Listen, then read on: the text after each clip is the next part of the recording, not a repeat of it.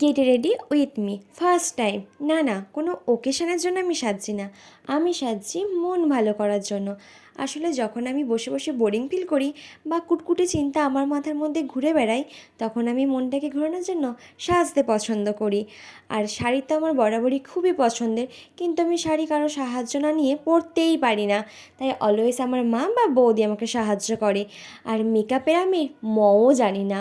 ওই মেকআপ বলতে বুঝি হালকা লিপস্টিক, একটা ছোট্ট কালো টিপ আর কাজল, এইটুখানি। যেহেতু প্রচণ্ড গরম, যদিও বাইরে আমি যাব না, বাড়ির মধ্যেই থাকবো, তাও আমি সানস্ক্রিনটা অ্যাপ্লাই করেই নিলাম। আর এই হালকা মেকআপ আমার বরাবরই পছন্দ। এই গরমের মধ্যে যদি আমি হিজিবিজি বেজে বসে থাকি, তাহলে আমাকে পেতনির মতো লাগবে, এমনিই পেতনির মতো দেখতে। আর দেখো, টিপ ছাড়া আমার মনে হয় শাড়ি পরে সাজ সম্পূর্ণই হয় না। তাই অলওয়েজ আমি একটা করে টিপ পরি, আমার এই টিপটা পরতে খুবই পছন্দ। আর দেখো, আমার কানেরের সঙ্গে শাড়ির কানেরটা একেবারে ম্যাচ করে গেছিলো।